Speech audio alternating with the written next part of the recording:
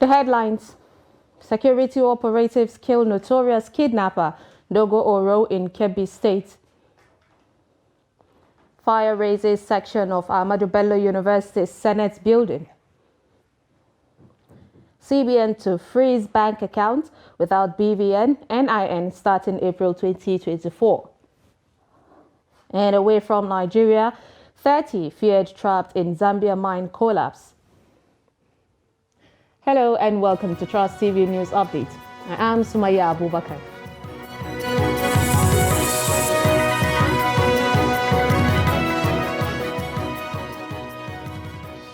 Thank you for joining us, and now the details. We'll start with security.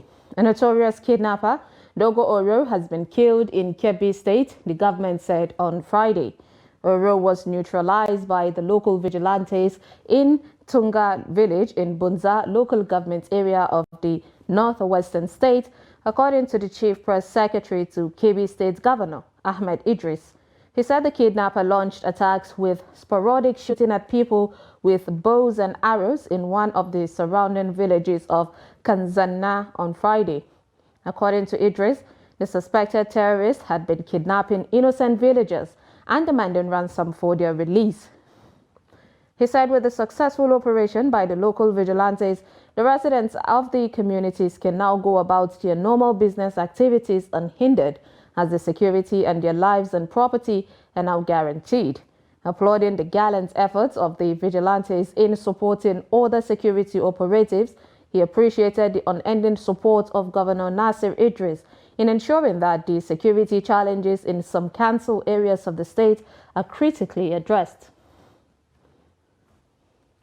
In Borno State, the NSCDC's command has arrested about 13 suspects engaged in illegal miners, impersonation, vandalism, and employment scammers.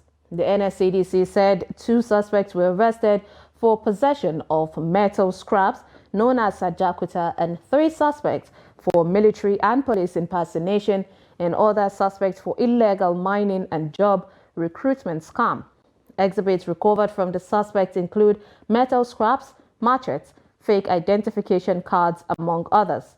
The Borno State Commandant Musa Farouk said the suspects, after undergoing thorough investigation, will be prosecuted according to the law. The command arrested within some locations of the state some illegal miners engaged in excavating and stealing some mineral resources, which of course belongs to government and our own collective patrimony. These guys are so concerned about their own welfare to the detriment of all of us here. Accordingly, therefore, we'll provide them and present them before the law. Other crimes: impersonation. We have arrested few young men here among the group over there, paraded themselves to be military officials, policemen with various ID cards, and parading themselves as officials of the military, the police force.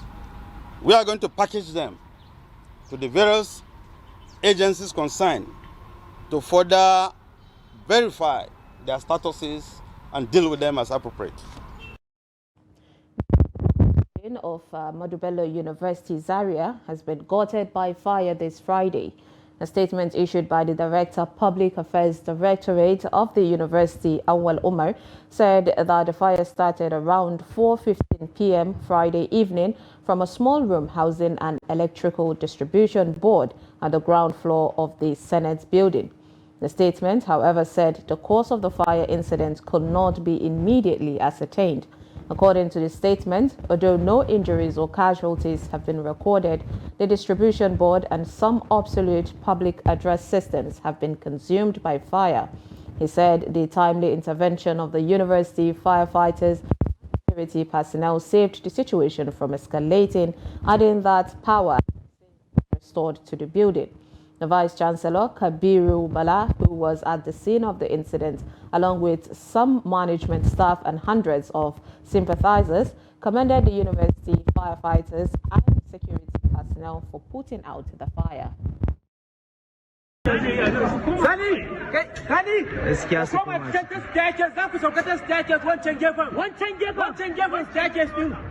ai wutar da ya san sama ba. Ya fara tafiya ne, ai ta nan ta bango yake. Hayakin ne yake shi hawa ta yake. Gaskiya su koma za ku sauka ta staircase wancan gefen staircase din. ai wutar da ya san sama ba. Ya fara tafiya ne, ai ta nan ta bango yake. Hayakin ne yake shi hawa ta yake. Gaskiya su koma za ku sauka ta staircase wancan gefen staircase din. ai wutar da ya san sama ba. Ya fara tafiya ne, ai ta nan ta bango yake. Hayakin ne yake shi hawa ta yake. Gaskiya su koma za ku sauka ta staircase wancan gefen staircase din. ai wutar da ya san sama ba. Ya fara tafiya ne, ai ta nan ta bango yake. Hayakin ne yake shi hawa ta yake.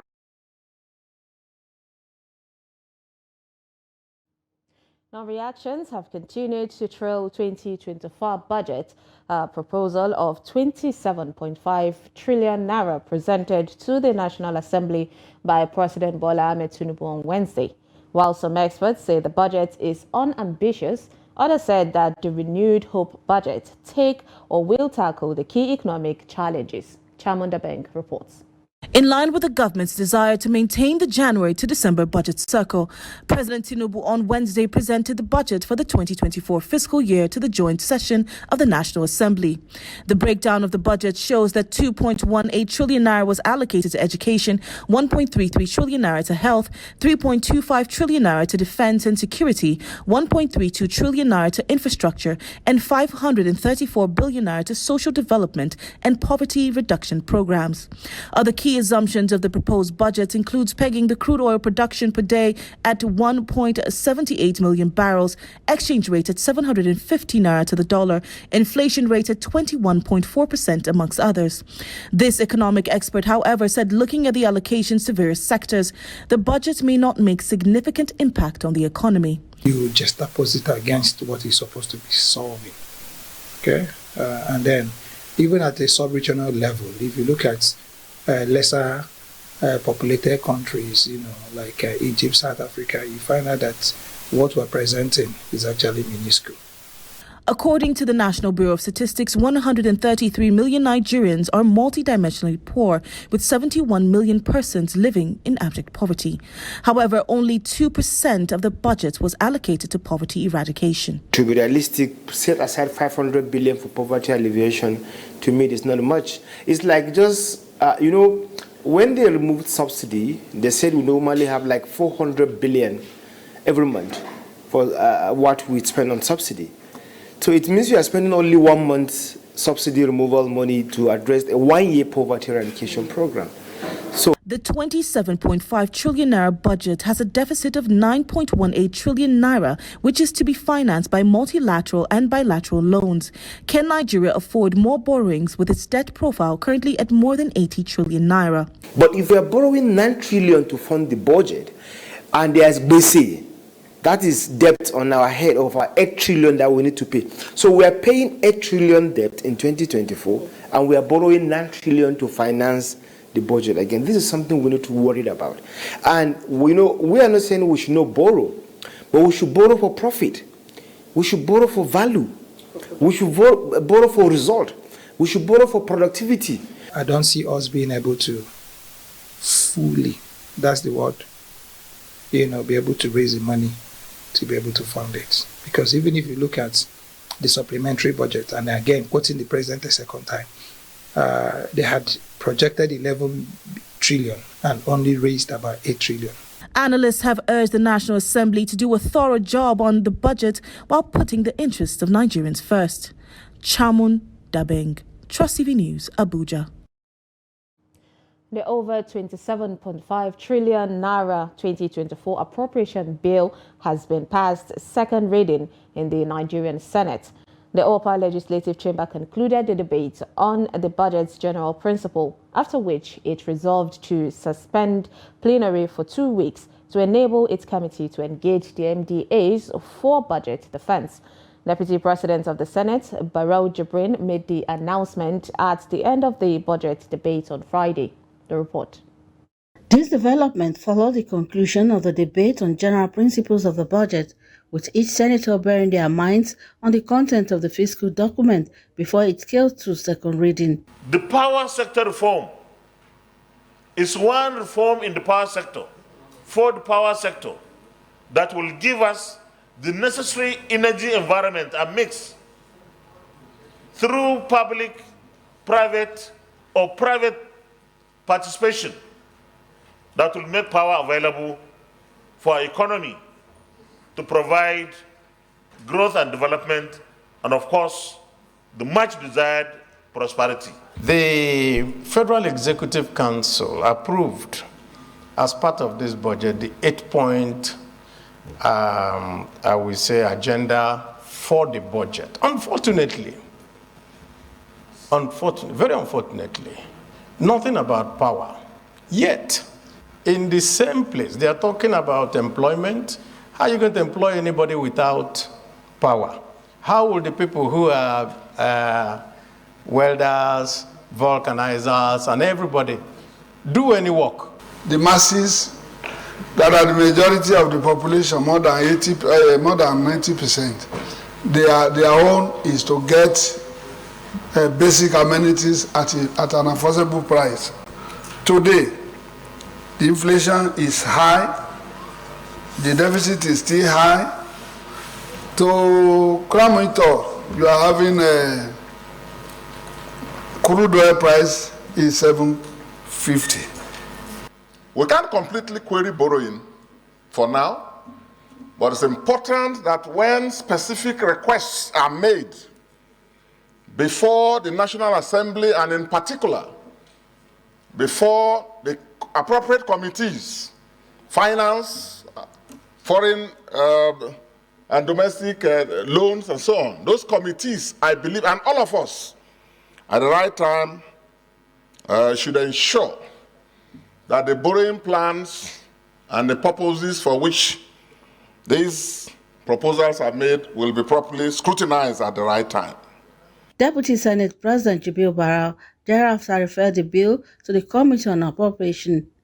The bill seeks to authorize the issuance of the Consolidated Revenue Fund of the Federation in the sum of 27.50 trillion naira for the year ending 31st day of December 2024. The bill is hereby referred to the Committee on Appropriation and to report back on the 19th day of December 2023. The Appropriation Committee will spread the budget across the standing committees of the Chamber for ministries, departments, and agencies to appear before them and defend the 2023 budget performance, as well as the 2024 Appropriation Bill. The meetings of the several committees for budget defense are expected to commence on Monday. Rashidat Yusuf for Trust TV News. Members representing the Kokona West under the platform of the All Progressive Congress, Ladi Jato was elected as the new Speaker of the Nasarawa State House of Assembly. This followed the nullification of the former Speaker Ibrahim Balarabe Abdullahi's election by the Abuja Division of the Court of Appeal. Our correspondent Abubakar Abdullahi reports that an opposition People Democratic Party member emerged the Deputy Speaker of the Assembly. The report is presented from our studio. A vacuum of speakership was created in Nasarawa State House of Assembly as a result of nullification of the election of former Speaker Ibrahim Balarabe Abdullahi by the Abuja Division of the Appeal Court.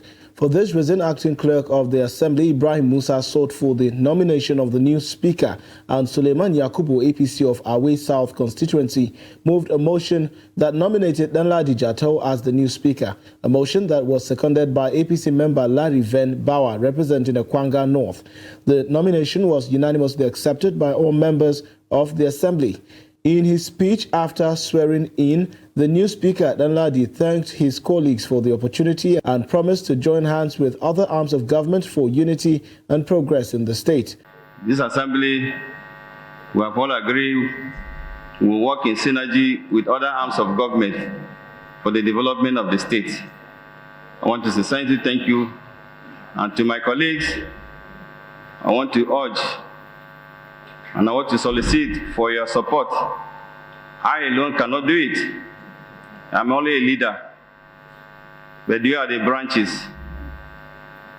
My colleagues, it is my hope and belief that what our predecessor did, Balarabe, Right Honorable Balarabe, that cooperation that you have given to him, I also expect it from you. Similarly, members of the Assembly unanimously elected a PDP member representing Doma North, Mohammed Oyanki, as Deputy Speaker. Oyanki's emergence followed the resignation of the former Deputy Speaker, Abel Bala, from the position. In another development, 2024 appropriation bill of 199.8 billion was presented to the Assembly by the State Governor, Abdullahi Sule. Out of the budgeted amount for the year 2024, 112 billion 925,355,954 naira 18 kobo was earmarked for the current expenditure. The amount comprises of 54 billion 79,872,865 naira 13 kobo for personnel costs, which include salaries, CRF, pension, gratuities, and death benefits. Governor Sule further explained that capital expenditure is expected to go up 86,954,009,755 naira 75 kobo. The appropriation bill was received by the former Deputy Speaker Abel Bala when he served as acting Speaker prior to the election of the new Speaker.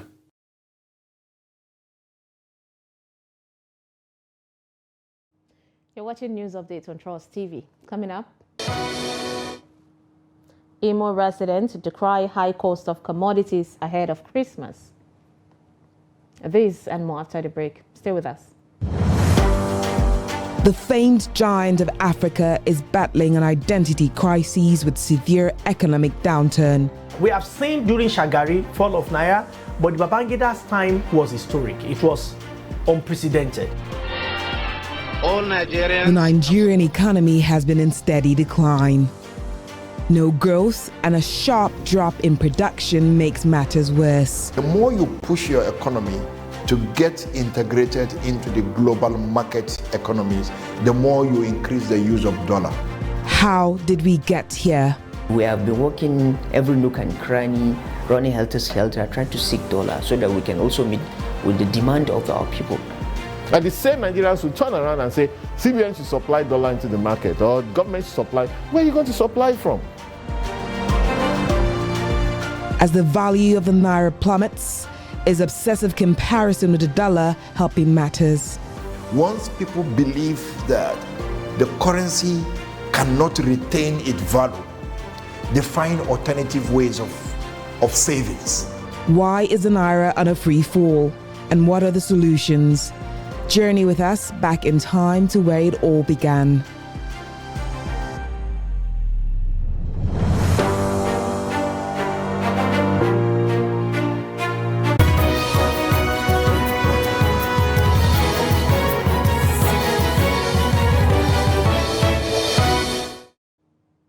Welcome back. If you're just joining us, this is News Update on Trust TV. Here's a recap of our top stories.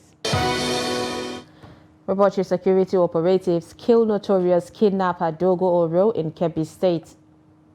And fire razes section of Ahmadu Bello University's building, Senate building. Now moving on to more stories, Nigeria has quantum of uncompleted projects in the country with an estimation cost of about 12 trillion naira. Notable among these projects is the Ajaokuta Steel project in Kogi State that was envisaged to serve as the bedrock of Nigeria's industrialization. Now, Abdul Rahman reports that Nigerians as well as stakeholders in the sector have cautioned against undermining the mega project capable of pushing the nations forward. The report. Low technology and manufacturing industries have continued to stunt Nigeria's economy for many years. For the nation as well as its people to thrive, leaders in the country must put the interest of the nation first. There are so many policy somersaults. Governments, different governments. I'm not saying this government, different governments. Come on, you can imagine the case of Ajakuta. One company was given to come and do it. They started packing the equipment, packing the plant. Then another company was given, another company went to court. So we are calling on the political class and the government to please stop playing politics with Ajakuta. It's the lifeline of manufacturing. Ajakuta must be revived if we want Nigeria to move. While the country is known by its reputation of having capable human resources, many wonder why the government is yet to leverage on that. Aramco is equivalent to an NPC. In Saudi Arabia, we have over 200 Nigerian engineers working there. And they met me. They said they want to come back. They want to come and help this country to grow. So they are there everywhere I go. I was in England. I was in Cranfield. Over 30 Nigerian engineers came to me. So don't look at Nigerian engineers as those of us here.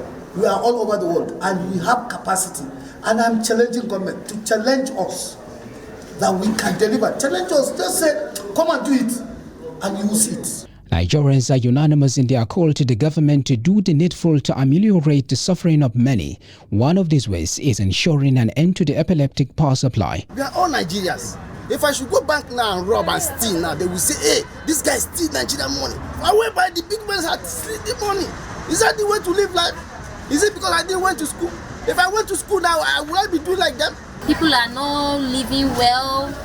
Many things are happening in our country, Nigeria, so we need changes from the government, understand? So that you can put a smile in the people's face, the country will be better more than this. When they are making other places that are comfortable, they should try to make everywhere so that everybody will come and begin to say they are enjoying the electricity. While the recent efforts of the government to rehabilitate Ajakuta Iron and Steel Complex is acknowledged, it is also observed that it requires accelerated reactivation, rehabilitation and modernization to drive the much-needed industrialization of the country. Abdurrahman Omar, Trust TV News, Abuja.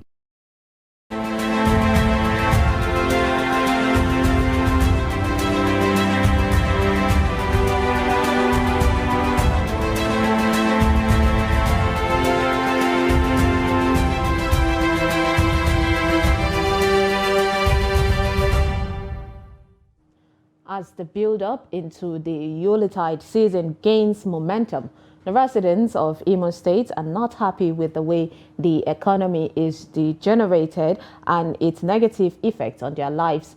Trust TV Sajibade Praise relates some of their woes and views in this report. It is the first day of the month of December. A time like this always reawaken the consciousness of many residents in the state, especially the Christians who are looking forward to celebrating the Christmas. Most of the time, buying and selling at a time like this are often heightened because of the festivity. But then, what is the situation of things in the market? The situation in the market are obviously not favorable. Most of the residents who are in the market to either buy or sell lament over poor economy. Group like that because people they find it difficult to buy it because things are in a very, very tight corner now. Very, very exorbitant. Finding some things in the market is not easy. Mostly for mothers that have 5 children. When you go to various homes, you find that one of them takes up to 3 square meals a day. So it's not funny. Talk about school fees, house rents. Those things are not so easy. No, it's not like it used to be before. Everything has changed. The condition of the country is not looking sexy. So people are really suffering in this country. So the amount we used to sell and the amount we are selling now is not the same thing. Things are really changing. Some of them attributed the problem to the hike in the fuel pump price. They described the subsidy removal as an anti-people policy. The problem is that the fuel is very costly. and the poor people were suffering for it. Let them calculate the fuel go down so that we enjoy the economy. Our governor had to help us. Market is not moving like that because of poor, but there's no money in Imo State. That is, price of commodity is too high. For some of them, it has become necessary for one to cut his or her coat according to their sizes. The people are advised to live their lives within their means. Hardship all over. Nothing's, I have to advise mothers to cut their coats according to their incomes, financial availability. What they're supposed to do, so they will not lack anything. You understand? As long as I say we have, unless we're in a bad country already, but we should manage what we have. For many residents of the state, it's been a roller coaster year for most of them. As we speak right now, I'm standing at the popular Douglas Market Road, where we spoke with most residents who had come to the markets to buy things. They complain of the hike in price of most commodity. They are calling on government at all levels to look into the situation and provide lasting solution. They want a better livelihood. Ajibade, Praise, Trust TV News, Owerri.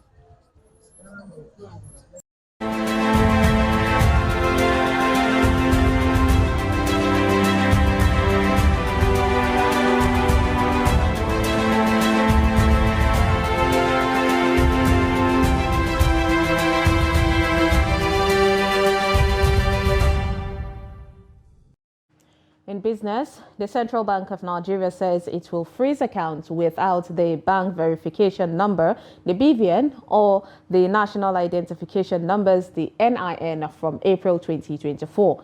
This is according to a Friday circular by the Apex Bank, which instructed banks to place a post to no debit restriction, which prevents customers from making withdrawals, transfers, or any other debits for all existing Tier 1 accounts or wallets without BVN or NIN.